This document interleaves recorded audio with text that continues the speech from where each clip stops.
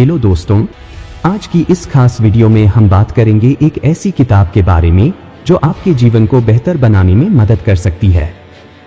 जी हाँ, हम बात कर रहे हैं मास्टर योर इमोशंस की।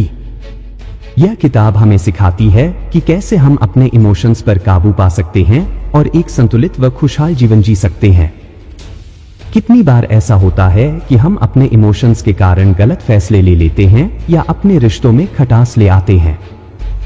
इमोशंस हमारे जीवन का एक अहम हिस्सा हैं, लेकिन जब ये हमारे कंट्रोल से बाहर हो जाते हैं तो यह हमें और हमारे आसपास के लोगों को नुकसान पहुंचा सकते हैं। मास्टर योर इमोशंस न सिर्फ एक किताब है, बल्कि यह एक गाइड है जो आपको आपकी भावनाओं को समझने, पहचानने और उन पर नियंत्रण पाने की कला सिखाती है। इसमें आपको मिलेंगे प्रैक्टिकल टिप्स और स्ट्रेटेजी जो आपको आपके दैनिक जीवन में मदद करेंगे। चाहे आप स्ट्रेस, एंजाइटी या डिप्रेशन से जूझ रहे हों या फिर आप अपने काम और पर्सनल लाइफ के बीच बैलेंस बनाना चाहते हों, यह किताब आपके लिए एक बेहतरीन टूल साबित हो सकती है। इस किताब की सबसे बड़ी खासियत यह है कि यह हमें सिखाती है कि कैसे हम अपने थॉट्स को पॉजिटिव डायरेक्शन में ले जा सकते हैं। अक्सर हम अपने नेगेटिव थॉट्स में फंस जाते हैं और इससे हमारा मूड और हमारी हेल्थ दोनों प्रभावित होते हैं। इस किताब में दी गई टेक्निक्स की मदद से हम अपने नेगेटिव थॉट्स को पहचान सकते हैं और उन्हें पॉजिटिव थॉट्स में बदल सकते हैं। तो अगर आप भी अपने इमोशंस को बेहतर तरीके से मैनेज करना चाहते हैं और अपने जीवन में एक पॉजिटिव चेंज लाना चाहते हैं, तो इस वीडियो को अंत तक जरूर देखें। हम आपको इस किताब के हर पहलू से रूबरू कराएंगे और आपको बताएंगे कि कैसे आप इसे अपने जीवन में लागू कर सकते हैं। वीडियो को लाइक करें, शेयर करें तो जल्दी से सब्सक्राइब कर लें ताकि आप आगे भी ऐसी ही रोचक और ज्ञानवर्धक वीडियो देख सकें। चलिए अब बिना किसी देरी के शुरू करते हैं आज की इस शानदार किताब मास्टर योर इमोशंस की जर्नी और जानते हैं कि कैसे हम अपने इमोशंस के मास्टर बन सकते हैं। Chapter 1, how your survival mechanism affects your emotions. क्या आपने कभी सोचा है कि आपकी आज की जिंदगी आपके पूर्वजों की जिंदगी से कितनी अलग है? आज आपको खाने के लिए जंगल में जाकर जानवरों का शिकार करने की जरूरत नहीं पड़ती। बाजार में आप आसानी से अपनी जरूरत की चीजें खरीद सकते हैं। आपको किसी जंगली जानवर से छिपने या डरने की जरूरत भी नहीं है, क्योंकि अब वह आपके घर में घुसकर आपका शिकार नहीं कर सकता। लेकिन फिर भी आपके भीतर एक ऐसा प्राचीन सर्वाइवल मैकेनिज्म है जो कभी खत्म नहीं हुआ। जब आप किसी खतरे का सामना करते हैं तो यह मैकेनिज्म आपको भागने की ऊर्जा देता है, और यही वजह है कि यह नकारात्मक घटनाओं को सकारात्मक घटनाओं की तुलना में ज्यादा याद रखता है। जब आप अपने पूर्वजों के समय की बात सोचते हैं तो आपको समझ आता है कि उनके लिए नकारात्मक घटनाओं का मतलब जीवन मृत्यु का मामला होता था। अगर कोई कबीला आपको अपनाने से इनकार कर देता तो आपके जीवित रहने के चांस बहुत कम हो जाते थे, क्योंकि तब कौन आपको जंगली जानवरों से बचाता और अपने खाने में हिस्सा देता। आज भले ही आपकी जान पर कोई खतरा न हो, फिर भी नकारात्मक घटनाएं हमें भावनात्मक रूप से तकलीफ देती हैं। जब आपका बॉस आपको डांटता है तो आपको बुरा लगता है। जब आपका दोस्त आपसे बात करना बंद कर देता है तो आपको उदासी घेर लेती है। इस नकारात्मकता के झुकाव ने हमारे पूर्वजों को जिंदा रहने में मदद की थी, लेकिन आज यह हमारी मदद नहीं करता।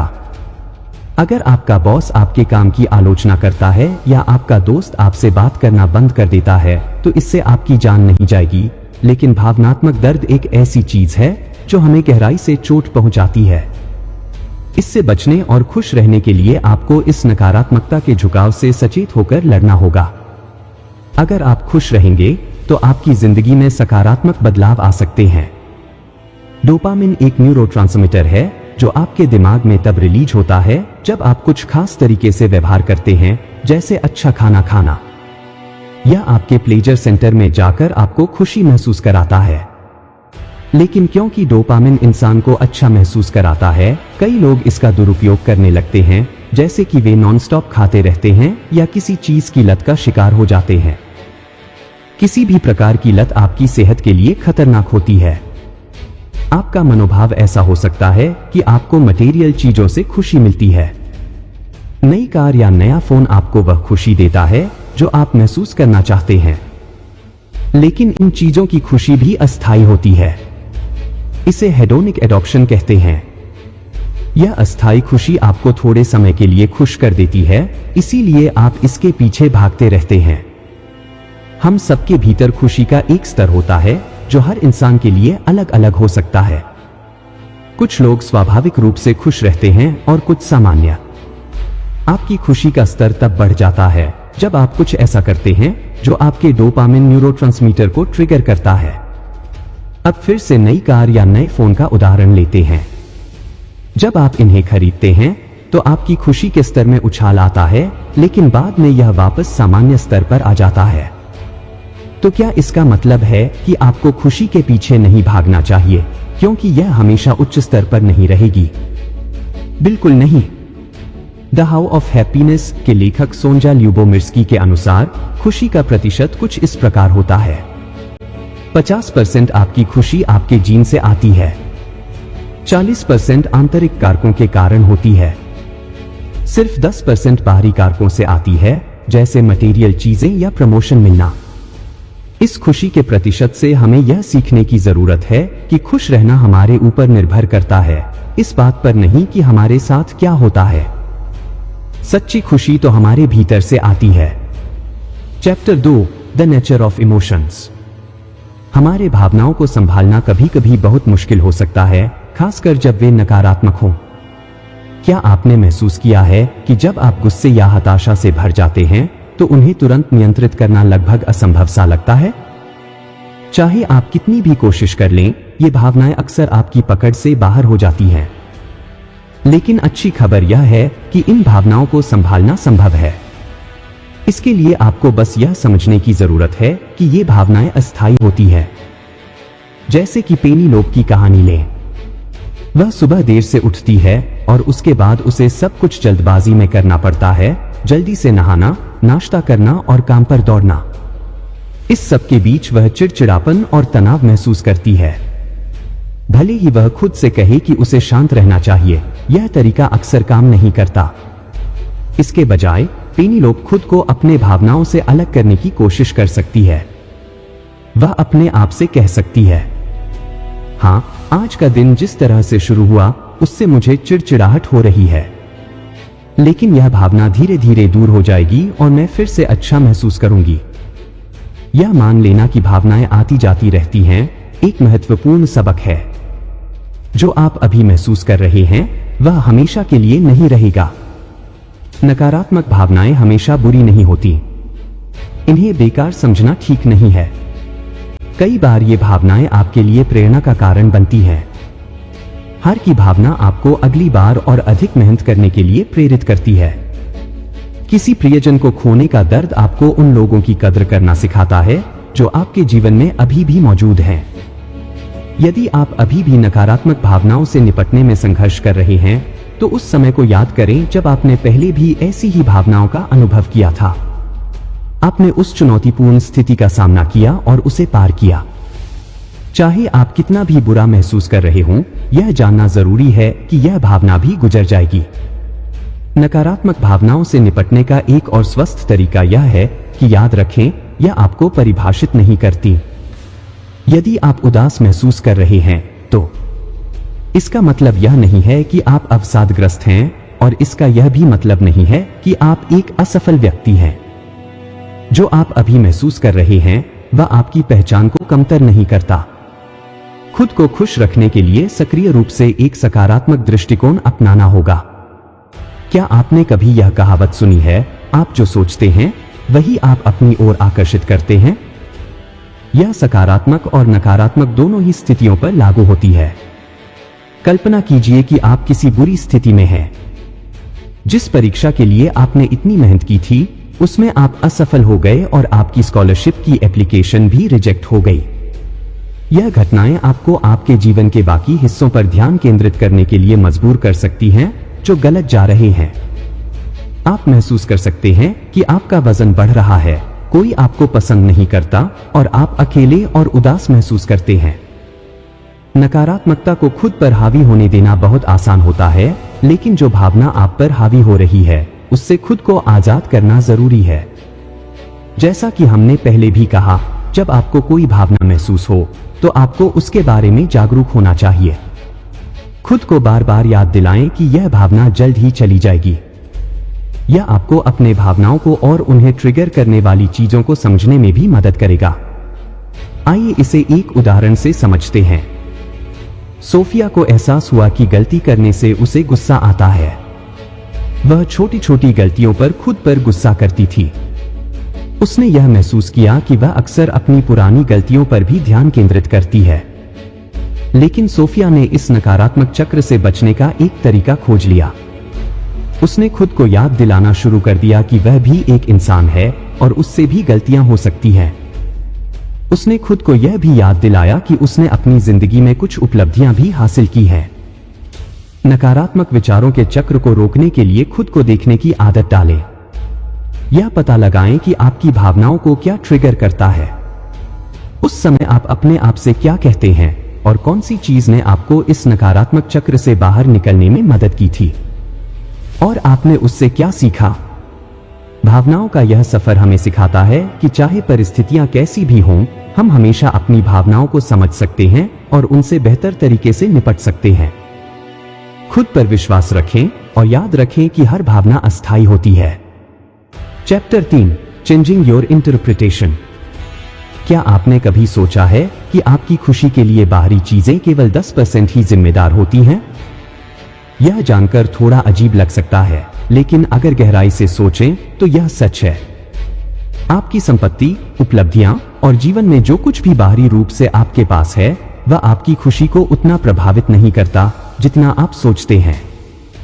आइए इस पर एक नजर डालें कि कैसे हमारी धारणाएं या कहीं हमारे मान्यताएं हमारी भावनाओं को प्रभावित करती है। इन धारणाओं का प्रभाव चाहे कितना भी छोटा क्यों ना हो, यह हमारे सोचने के तरीके को बदल देता है। यही कारण है कि हमें इन चीजों को एक नए दृष्टिकोण से देखना चाहिए। आइए कुछ सामान्य विश्वासों के बारे में बात करें और देखें कि उन्हें कैसे बदला जा सकता है। पहली धारणा, यह एक समस्या है। जब हम किसी स्थिति को एक समस्या के रूप में देखते हैं, तो यह हमारी चिंता और तनाव को बढ़ा देती है। लेकिन क्या हो अगर वह वास्तव में एक समस्या ना हो? केटी की कहानी ले। उसने सुना कि उसे शायद नौकरी से निकाला जा सकता है। पहली बार में यह उसे एक बड़ी समस्या लगती थी। उसने खुद को भय और अनिश्चितता में डूबा पाया। लेकिन फिर उसने सोचा, अगर यह समस्या नहीं है तो क्या है? उसने इसे एक अवसर के रूप में देखना शुरू किया, अपने सपनों की नौकरी की तलाश करने का मौका। इस नए दृष्टिकोण ने उसे न केवल अपनी चिंता से छुटकारा दिलाया, बल्कि एक नई ऊर्जा भी दी। दूसरी धारणा, मुझे शादी करके बच्चे पैदा करने चाहिए। यह धारणा अक्सर हमारे समाज और परिवारों द्वारा हम पर थोपी जाती है। क्या यह जरूरी है कि हम समाज की उम्मीदों पर खरा उतरें सिर्फ इसलिए कि लोग ऐसा कह रहे हैं?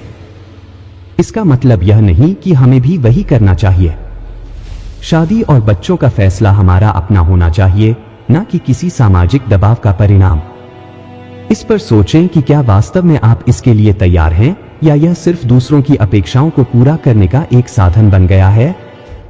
तीसरी धारणा, मुझे भविष्य के बारे में सोचकर डर लग रहा है। भविष्य की चिंता एक ऐसी चीज है जिससे हम सभी गुजरते हैं। हम नहीं जानते कि भविष्य में क्या होगा और यही अनिश्चितता हमें डरा देती है। लेकिन क्या वास्तव में इस डर में जीने का कोई फायदा है? भविष्य को लेकर चिंता करना स्थिति को बदल नहीं सकता। इसके बजाय हमें वर्तमान पर ध्यान केंद्रित करना चाहिए। जो हमारे पास अभी है उस पर ध्यान दें और अपने आज को बेहतर बनाने की कोशिश करें। आप भविष्य को नियंत्रित नहीं कर सकते, लेकिन आप अपने वर्तमान को जरूर सुधार सकते हैं। चौथी धारणा, यह मेरी किस्मत है। कभी कभी जब चीजें हमारे अनुसार नहीं होती तो हम अपनी किस्मत को दोष देने लगते हैं। हम सोचते हैं कि हमारी बदकिस्मती की वजह से सब कुछ गलत हो रहा है। लेकिन अगर हम गहराई से सोचें तो क्या यह सच में हमारी किस्मत है या यह हमारी धारणाएं हैं जो हमें ऐसा महसूस करवा रही हैं? अपने जीवन की जिम्मेदारी लेना सीखना जरूरी है। आप जो भी करते हैं उसके लिए खुद को जिम्मेदार ठहराएं। यह समझना कि आप अपने कार्यों के लिए जिम्मेदार हैं, आपको अपने जीवन को बेहतर बनाने की दिशा में प्रेरित करेगा। पांचवी धारणा, मुझे हमेशा सही होना चाहिए। यह धारणा हमें बहुत अधिक तनाव देती है। हम सोचते हैं कि हमें हर स्थिति में सही होना चाहिए और अगर हम गलत होते हैं तो यह हमारी असफलता का प्रमाण है। लेकिन क्या यह वास्तव में सच है? गलतियां करना मानव स्वभाव है। हम सभी गलतियां करते हैं और यही गलतियां ही हमें सिखाती हैं। खुद पर इतना कठोर न बने। अपनी गलतियों से सीखें और आगे बढ़े। छठवीं धारणा, मैं दूसरों को खुश करना चाहता हूं। हम में से कई लोग दूसरों को खुश करने की कोशिश में अपनी खुशी को नजरअंदाज कर देते हैं। हम सोचते हैं कि अगर हम दूसरों को खुश करेंगे तो हम भी खुश रहेंगे। लेकिन क्या यह हमेशा सच होता है? अपनी खुशी को प्राथमिकता देना सीखें। दूसरों की खुशी महत्वपूर्ण है, लेकिन अपनी खुशी को नजरअंदाज करके नहीं। सातवीं धारणा, मैं कुछ नहीं बदल सकता। यह धारणा हमें हतोत्साहित कर सकती है। हम सोचते हैं कि हम अपनी परिस्थितियों को बदलने के लिए कुछ नहीं कर सकते, लेकिन यह सच नहीं है। आप अपने जीवन में बहुत कुछ बदल सकते हैं अगर आप अपनी सोच को बदलें। आप अपनी परिस्थितियों को नियंत्रित नहीं कर सकते, लेकिन आप अपनी प्रतिक्रिया को जरूर नियंत्रित कर सकते हैं। यही चीज तय करती है कि आप खुश रहेंगे या दुखी। इन सभी धारणाओं को बदलने का मतलब है कि आप अपने जीवन को एक नए दृष्टिकोण से देखना शुरू कर रहे हैं। जब आप अपनी सोच को बदलते हैं तो आपकी भावना भी बदलने लगती है। Chapter 4, letting go of your emotions. क्या आप जानते हैं कि अगर आपको सच में खुश रहना है तो अपनी भावनाओं को दबाकर रखना कितना नुकसानदायक हो सकता है? गुस्सा, कड़वाहट और अन्य नकारात्मक भावनाएं आपके मानसिक और भावनात्मक स्वास्थ्य को धीरे धीरे नुकसान पहुंचा सकती हैं। इससे पहले के अध्यायों में हम इन चीजों पर चर्चा कर चुके हैं और यह बताने की जरूरत नहीं कि ये भावनाएं हमारे शरीर पर भी असर डालती हैं। याद करें कि जब आपको गुस्सा आता है तो आपके शरीर में क्या होता है? दिल की धड़कन बढ़ जाती है, हाथों में पसीना आ जाता है, शरीर गर्म महसूस करने लगता है, किसी भी चीज पर ध्यान केंद्रित करना मुश्किल हो जाता है। इसलिए यह बेहद जरूरी है कि हम अपने भावनाओं को दिल में दबाकर न रखें। सबसे पहले अपने भावनाओं को खुद से अलग करके उन्हें निरीक्षण करें। पेनी की कहानी। पेनी के बॉस ने जब तीसरी बार उसके काम में सुधार की बात कही तो उसने खुद को बहुत बेवकूफ महसूस किया। उसे लगा जैसे वह इस नौकरी और पद के लायक ही नहीं है। यह एक सामान्य प्रतिक्रिया थी, लेकिन पेनी ने तय किया कि वह इस भावना से खुद को अलग रखेगी। उसने खुद से कहा, मुझे बेवकूफ जैसा महसूस हो रहा है, लेकिन मैं बेवकूफ नहीं हूं। यह सोचने में बड़ा फर्क होता है कि हम अपनी भावनाओं को खुद से जोड़कर देखते हैं या उन्हें एक अलग चीज के रूप में। पेनी ने खुद को नकारात्मक बातें सुनाने से भी रोका। जब भी वह ऐसा महसूस करती, वह उन पलों को याद करती जब उसने खुद को बेवकूफ समझा था, लेकिन उसने यह सोचकर खुद को और अधिक नकारात्मक भावनाओं में घेरने से बचाया। दूसरा, अपनी भावनाओं को एक लेबल दें। भावनाओं को एक ऐसी चीज के रूप में समझें जो अस्थायी है, जैसे कपड़े। आप उन्हें पहनते हैं और फिर बदल भी लेते हैं। आपकी भावनाएं आपको परिभाषित नहीं करती। पेनी की तरह अपने भावनाओं को देखने का तरीका बदले। उदाहरण के लिए, मैं दुखी हूं की बजाय कहें, मुझे दुख महसूस हो रहा है। यह बदलाव आपके और आपकी भावनाओं के बीच दूरी पैदा करता है, जिससे उनसे दूर होना आसान हो जाता है। तीसरा, अपनी भावनाओं को पकड़े मत रखें, उन्हें जाने दो। यह समझना जरूरी है कि हम दो कारणों से अपनी भावनाओं पर निर्भर हो जाते हैं। एक, यह उन कहानियों को और मजबूत करता है जो हम खुद को बताते हैं। जब हम दुखी होते हैं तो हम और अधिक दुखी महसूस करना चाहते हैं। यह दुख की बात है कि ज्यादातर लोग खुद को तकलीफ पहुंचाने की प्रवृत्ति रखते हैं। दो, हमें लगता है कि हम अपनी भावनाओं के बिना अधूरे हैं। लेकिन क्या यह सच है? जब तक हम खुद को अपनी भावनाओं से जोड़ते रहेंगे, तब तक हम परेशान रहेंगे। एमिली की कहानी। एमिली को अक्सर अधूरापन महसूस होता था। वह अपने दोस्तों और सहकर्मियों की तुलना में खुद को हारा हुआ समझती थी। जब उसने देखा कि वे अपने व्यक्तिगत मील के पत्थर हासिल कर रहे हैं, तो उसे उनसे ईर्ष्या होने लगी। एमिली ने डेली गोल्स की एक टू डू लिस्ट बनाई ताकि वह खुद पर गर्व महसूस कर सके। उसने उन गोल्स को हटा दिया जो एक दिन में पूरे करना असंभव थे। उदाहरण के लिए, उसने अपनी हेल्थ को सुधारने के लिए 1 घंटे की जॉगिंग का लक्ष्य रखा, लेकिन 1 घंटे की जॉगिंग सफलतापूर्वक करने के लिए उसे नियमित अभ्यास की जरूरत थी। जब वह अपने लक्ष्य को पूरा नहीं कर पाई तो उसे लगा कि वह किसी लायक नहीं है। यह सोच उसे और अधिक बुरा महसूस करा रही थी। इसलिए उसने तय किया कि वह अपनी भावनाओं को पकड़कर नहीं रखेगी। उसने अपने डेली गोल्स को अचीवेबल बनाया और अब उसे तनाव महसूस नहीं होता था। सबसे महत्वपूर्ण बात यह थी कि एमिली को अपनी मील के पत्थर हासिल करने से आत्मविश्वास आने लगा। चौथा, अपनी भावनाओं को जाने देने के लिए द सेडोना मेथड सीखें।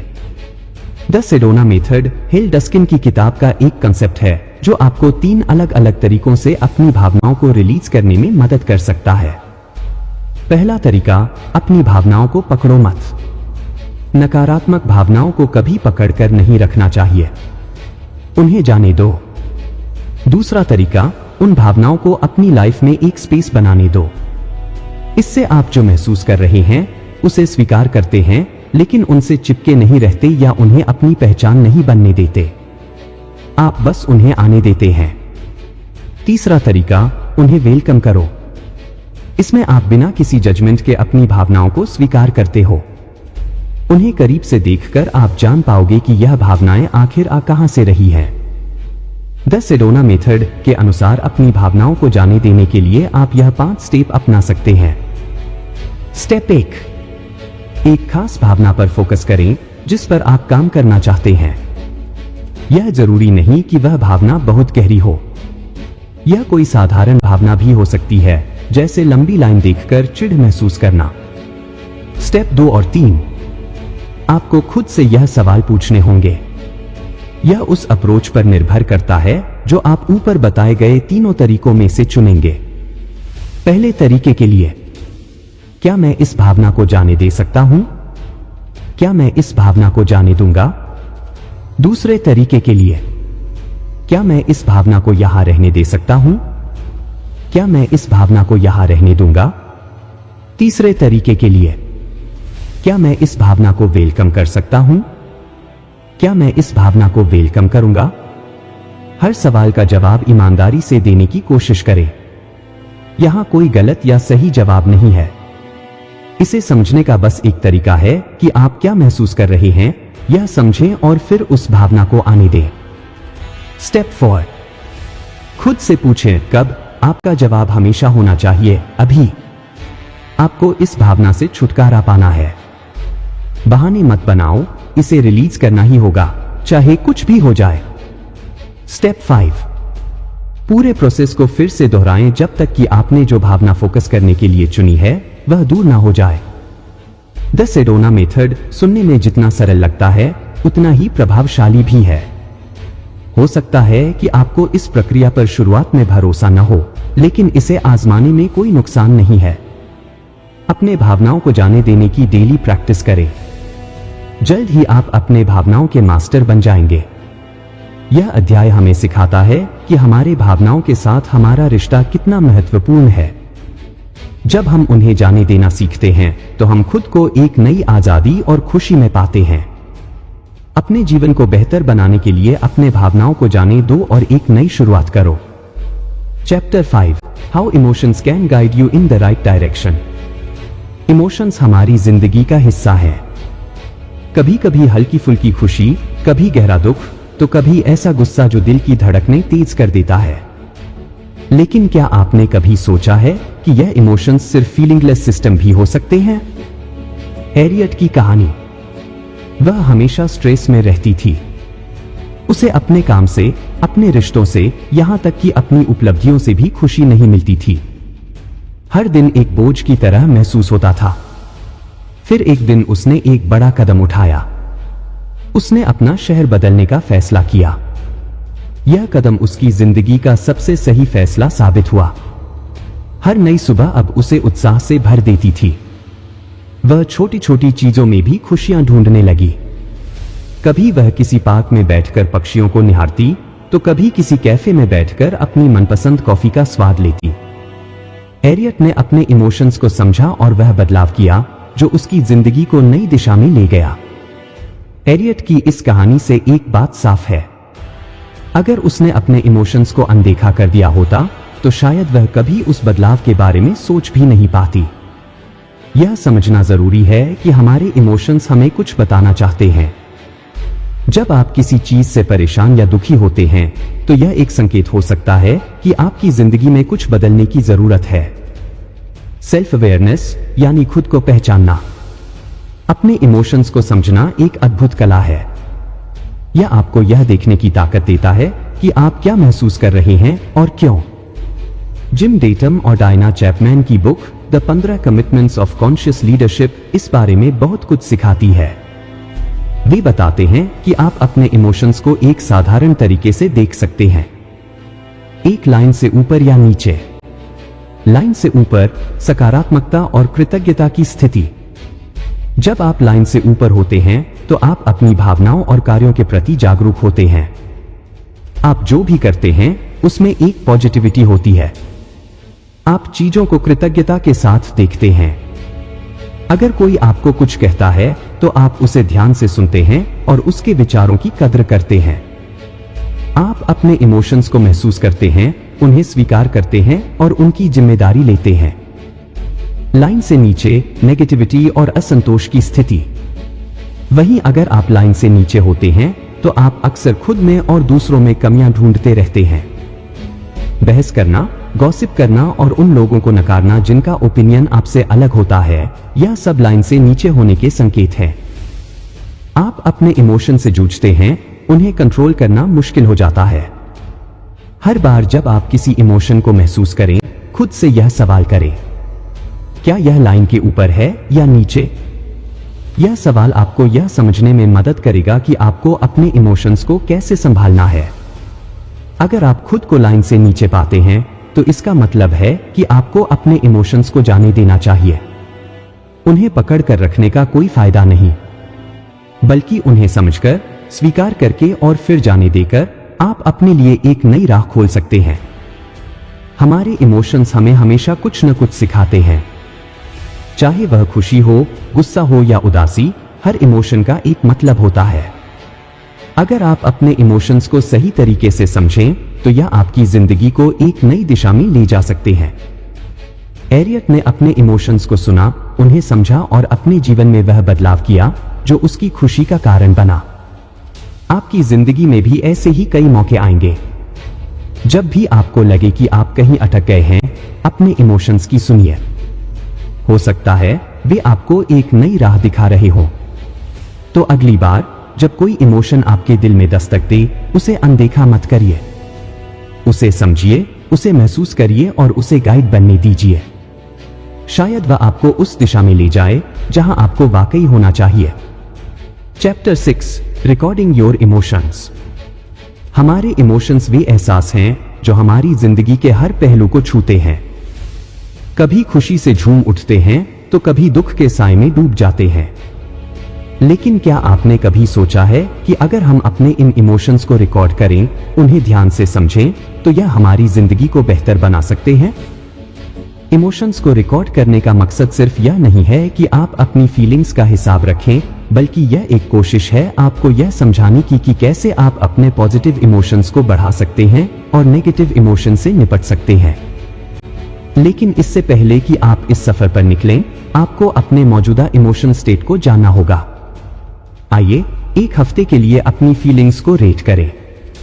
1 का मतलब सबसे बुरा दिन और 10 का मतलब एकदम बेहतरीन दिन। हर दिन की फीलिंग लिखें। क्या आपने खुशी महसूस की, गुस्सा आया या कहीं उदासी ने आपको घेर लिया? और हफ्ते के अंत में अपने पूरे हफ्ते का टोटल स्कोर निकालें। लेकिन यहीं पर नहीं रुकना है। अपने आप से कुछ सवाल पूछें। आपने कौन कौन से नेगेटिव इमोशंस महसूस किए? ये फीलिंग्स किसके करीब थी? या आपने उसे गलत तरीके से इंटरप्रेट किया?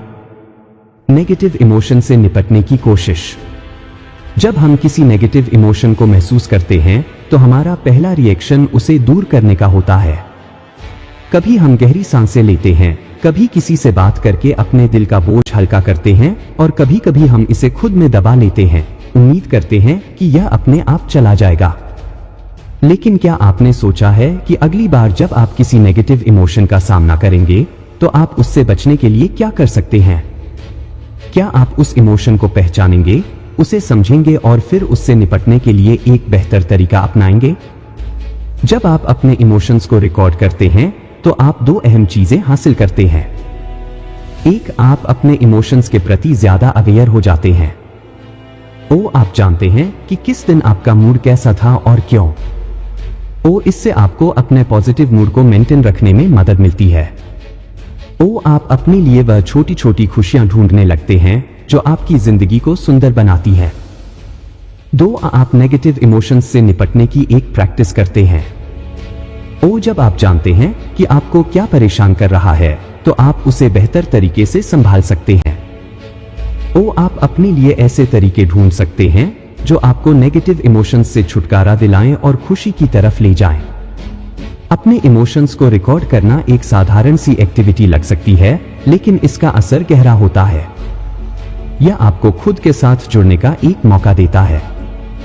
यह आपको सिखाता है कि आपकी फीलिंग सिर्फ एक पल की बात नहीं है, बल्कि यह आपकी जिंदगी का एक अहम हिस्सा है।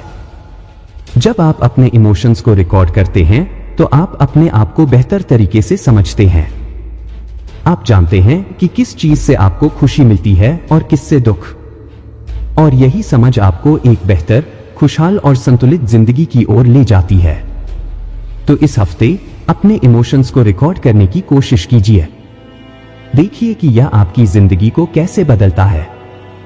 अपने इमोशंस को समझिए, उन्हें अपनाइए और अपने लिए एक नई राह चुनिए जो आपको खुशियों की ओर ले जाए। इस पुस्तक में दी गई हर सलाह हमें यही सिखाती है कि हम अपने इमोशंस को समझें, उन्हें स्वीकारें और उनका सही तरीके से प्रबंधन करें। जब हम अपने इमोशंस पर कंट्रोल पाते हैं तो हम अपनी जिंदगी में सच्ची खुशी और संतुलन पा सकते हैं। इमोशंस हमारे अनुभव का हिस्सा हैं, लेकिन अगर हम इन्हें सही दिशा में ले जाएं, तो यह हमें हमारी मंजिल तक पहुंचा सकते हैं। हमें खुद को समझने, स्वीकारने और अपने इमोशंस को जागरूकता से जीने की जरूरत है।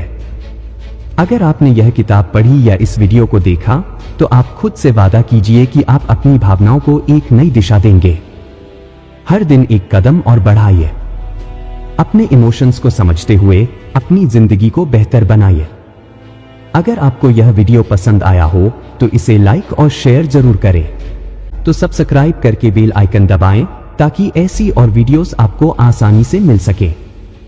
आपके सुझाव और सवालों का स्वागत है, उन्हें कमेंट सेक्शन में लिखें। अगले वीडियो में मिलते हैं, तब तक अपनी भावनाओं को सही दिशा में मार्गदर्शन दें और खुश रहें।